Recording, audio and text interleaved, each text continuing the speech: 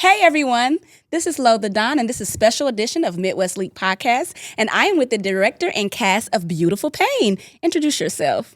My name is Ayesha Bryant, and I go by E.I. Natborn, and I am the writer and director of the movie Beautiful Pain. Hello, my name is Takesha Anila Akua Hunt, but I just go by Anila, and I play Delina, mom. What up, though? My name King. I play my name King, and I play the character David. Hi, my name is Ray Corinne, and I play her sister, Patience. Hey, what's up? My name Jenkins Reese. I go by Ye Bags, and I play Rocky. Aisha, when people from the city sit down and see this story, what do you hope to hit them first? The struggle, the healing, and or the survival? I think the most important thing about that is the survival, and then the healing after that. I'm looking for people to be able to relate to the struggle overall. You've lived through so much loss, your brother, your mom, your fiance, your sister, but the movie still feels bigger than grief. At what point did you realize the story wasn't just therapy for you, but something the whole community could connect to? I think once I began to film it, that's when I really realized how many people were connected to it and how relevant it was to everyone that was involved and people who were able to hear about it. For the actors joining us today, what was different about stepping into the film that's based on somebody's real pain and real Indianapolis experience instead of just a fictional script? Did that change how y'all approach the roles? For me personally, yeah, it definitely changed how I approached the role because I wanted to make this as surreal as possible. You know, she gave me a role of somebody that she has a significant history with, and I wanted it to be as less as me as possible and as much as, well, we can say her father as possible, and finding those nuances or different character traits and actually staying in that pocket. So, I mean, it was fun, but it was a little challenging. Hey, I'm gonna kind of bounce off what Brother King said. As far as playing, I played her boyfriend in the movie, and so she had a real deep attachment to him. So to be him on film is like, am I doing this right? Am I not doing this right? Do I sound like him? Is my approach like him? Like, so she had to give me pointers like, nah, he wouldn't say it like this. He'd say it like this, or he'd be way more aggressive. Like, so I'm like, okay, so. It was a little challenging, but, you know, it was fun because it was kind of like a task trying to be somebody else, you know, that I'm not. So, I liked it a lot, though. So. Okay. You want me to answer? Mine, okay. I did have to dig kind of deep. I play her mom, so that was kind of crucial that I got that right. Got a lot of pointers with that. Wanted to make sure that I did the character right. A lot of people know her mom, will be able to relate, will be able to say yay or nay, that kind of hits or it doesn't hit. So that for me was kind of challenging, making sure that I brought it and that it was satisfactory too. Aisha.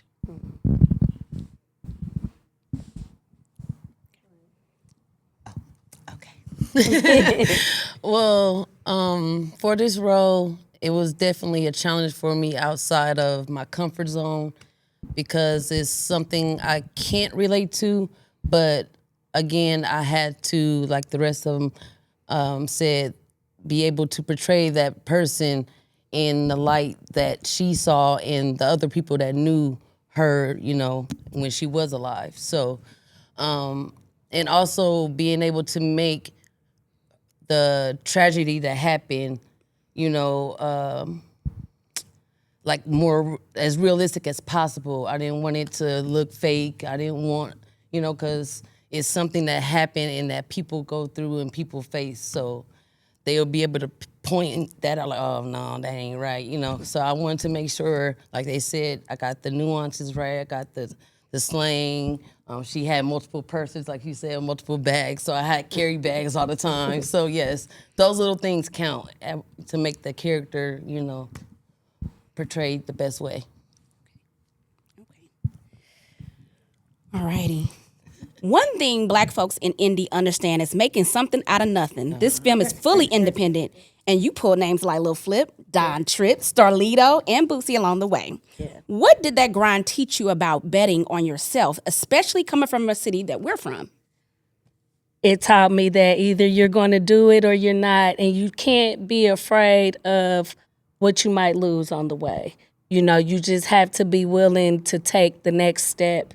For me, there was a lot of ups and downs. There was a lot of doubt, but I had so much, like, my dream is so big that it's like, I'm going to do it regardless. And I don't really worry too much about losing. I just keep going. But it taught me that you just have to be willing to sacrifice. You have to be willing to take those chances and just have faith enough to hope that it's going to turn out better than what you can envision. Yes. The movie talks about trauma, but it also talks about family, hustle, music, motherhood, and entrepreneurship. How important was it to you to show that people from the hood aren't just defined by the pain? There's beauty, ambition, and love there too. It's very important because when we talking about the hood, or whether they want to call it the ghetto or whatever, the trenches, whatever they want to call it, it's important to me because it's always a stereotype, no matter what. But there's a whole lot of good things that come out of great people. And it's not just bad people or the typical stereotype in the hood. It's just like, you know, it's all about how you grind and how you get through the struggle, what your outcome is. And even when it's kind of bad, it still is good if you just keep going. And this is for everyone. After the people leave the theater, what conversations do you hope family and friends, especially black folks here in Indianapolis, start having because of the movie Beautiful Pain? Well, I, for one, this story kind of touched me in that I have a lot of a background and connection with education with my children, and I'm in the school systems a lot. And a lot of things that I talk about is just us sharing our stories and our histories and how we don't do it. And when we don't do it, then the next person just doesn't know. We live here and still don't know what's happening here, the people that are here, the connections they have, what's going on here. And it's something we need to do better with. So I'm hoping that that's what people leave with, and kind of get that kind of experience with them, and maybe aim to do better with that and pass that on. I feel like, or I want people to take from the movie, like they're looking in the mirror. You know, like the things that's in the dark, the lights coming to it, and they seeing maybe a little of themselves in one of the characters in the movie, and seeing it from that point of view and putting themselves in that person's shoes. Maybe they see, oh, this is affecting my family this way, or my actions or my decisions or my, the choices I make affects my family, my kids. It's a ball, ripple effect. So maybe it'll break some of the cycles that's happening. Maybe it will get the conversations that people avoid or try to hide. Maybe they'll start having them. So that's what I hope people get from this movie. What I'm hoping people get from the movie is that they're not alone. You know what I'm saying? Because some people go through it, or it may be some people's first time ever experiencing something like this, and it just give them a sense that they're not alone and it's okay to reach out. Now, me, myself, personally, I've never been in this situation, but I've heard about it plenty of times, and I would hear people say stuff like, I just didn't know who to talk to, or I was scared to come out, or, just didn't know, fear and uncertainty. So hopefully they see this and it would make them be more inclined to want to reach out, or, something in that area, or, just get help, reach out, talk to somebody, or, just, yeah. For one, it's based on a true story. So, as we say in the hood, based on a true story, But with that being said, I think what I feel like people should get from it is that you see a living testimony, you see the story, you see her struggle, You see what she doing. You see where she at. And on top of that, you giving other people opportunities, to do the same thing. So I think that's what the city should take from it and see, like, what networking can create. You know what I'm saying? Like, the film scene, we got, like, a lot of new movies now. Like, a lot of people working. Like, this is my second movie, so to come here, it was, like, more professional. Like, no shade nowhere. It was just, like, more professional. Like, so it's like the further you go up, you're going to start seeing, like, oh, I got to do this, I got to do that. I got to do this in order to make it happen. So, and I didn't even know I was going to make the, this is the craziest thing. I didn't even know if I was going to make the day.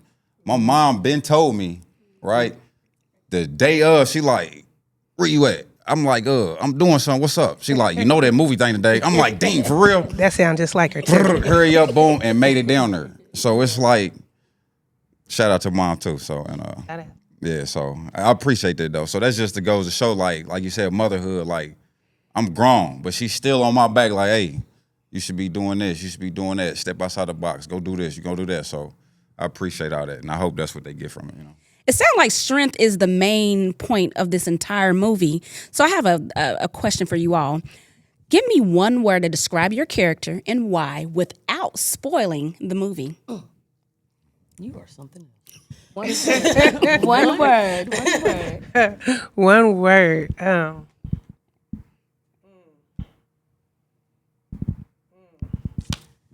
Jeez. Our character, right? Yep, your character. I'll say rebellious for mine. Okay.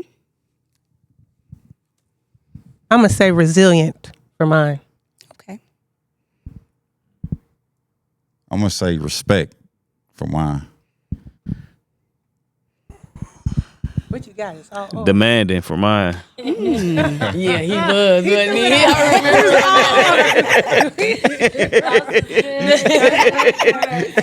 I remember that call.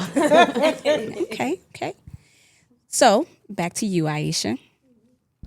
Tell us where we can go watch this movie. So the movie will be premiering at the Alamo Drafthouse Cinema May 9th at 7 o'clock p.m. That is this Saturday at 7 p.m., 3898 Lafayette Road. There's a red carpet from 5:45 to 6:45, and the movie actually premieres at 7 p.m. And will we, at any chance, we'll be able to see this online? We will, but we don't have dates yet, but it will definitely be streaming online and on multiple platforms. Aisha, could you give us a summary, without spoiling it, about the movie? Yes. Basically, the movie covers my life story from youth into adulthood, where I am now. And it basically talks about the struggles that I went through in my younger years. There's a lot of trial and tribulation. There were multiple losses for people who were very close to me.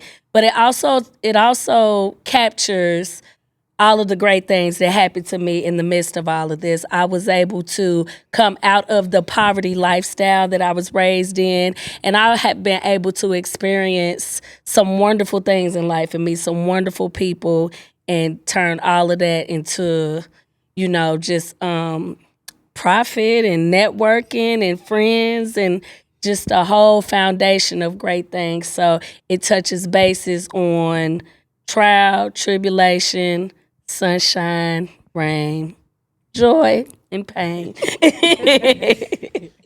Awesome. That definitely sounds like beautiful pain. And in this movie, you was able to capture Lil Flip, Starlito, Don Tripp, and Boosie. So tell us about that journey. So those are first of all, it's been a very long journey. I've been doing this movie for, I've been trying to do this over the last few years. This is nothing that happened quickly. So those people, Flip is a director of the movie, and Don Tripp and Starlito and Boosie are features on the soundtrack.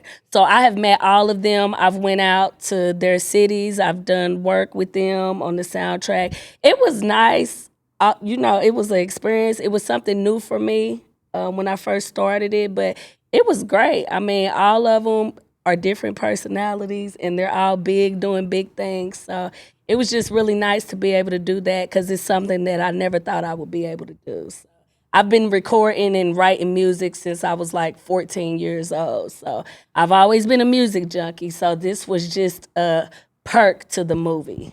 How do you find the beauty in pain? Well, I think there's always a lesson to learn out of anything, good and or bad. So whenever there is pain, there's some type of lesson you got to get from it. Either it was something that you try to avoid and not, go through again, or it's something that, okay, next time I face it, I know how to attack it type thing. So whenever now that I face pain or trials, like I think of all the other times where I've been through worse or somebody else is going through worse. So the beauty in that I'm still here, I'm still breathing, I'm still able to, see it another day. Somebody couldn't. So I think of that. So we talked about the beauty in the pain, but let's lean in more into talking about the pain. Okay, so the pain of the movie, I would say, is there's a lot of, I would say, rated R parts about the movie where it touches bases on violence, drug abuse, substance abuse,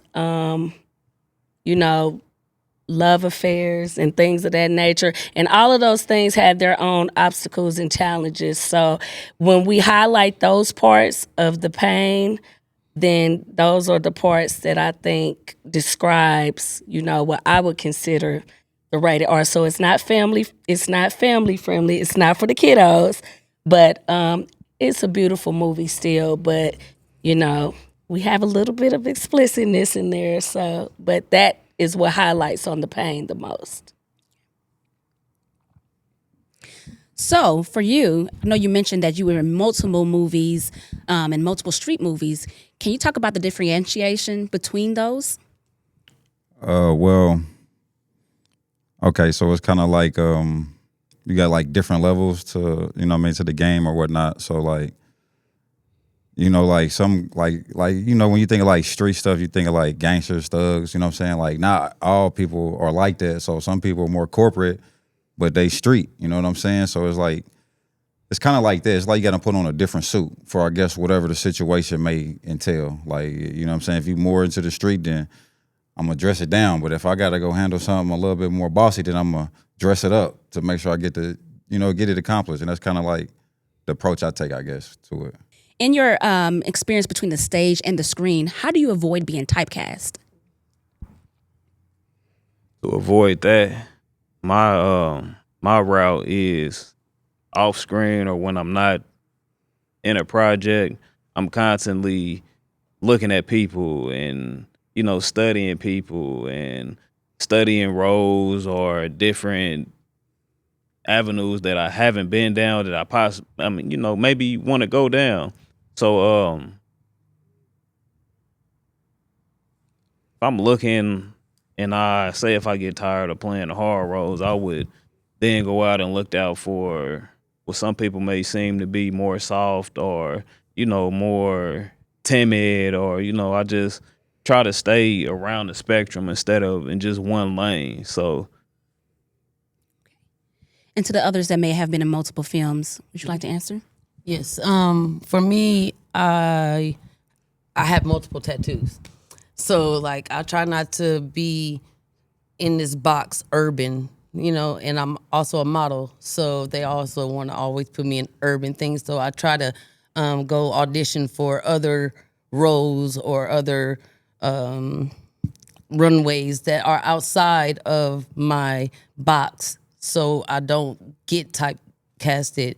Or if I am doing a character, if they ask for it this way, I try it multiple ways and ask them, okay, do you like this way? Or you like, if I put slang in, or if I use proper language, it could differentiate right there. So however the director sees that character is how, you want to portray it. So, I don't look like her sister, but at the end of the day, I had to, portray that person as best as, that she's telling me, hey, no, she don't do that. you talking too proper like that. So I had to do that, but it's something that I have to, it'll make my range wider and it doesn't limit me to just the urban things. For me, I have been in some theater productions, and I have done a few other films. For me, I try to stay on top of my craft, stay on top of my classes. I do a lot of research into the background of my characters. When I am putting together a character, I do a lot of background work. If I can't tap into it from myself, which a lot of us, even if we think we can't, we can. We're not one person. We're multidimensional. There is some other part of us in there, and the key is to find that when you're dealing with a character, find that one thing that's more emphasized in that character than other characters that you've played. And if you have difficulty with that, we have so much family. I tap into my family members. I don't want to say who exactly, but there's specific family members that I have tapped into before for characters, and they might not notice that I'm paying attention, watching, turning around, making notes. I am very much so. So how does the soundtrack for the movie set the tone?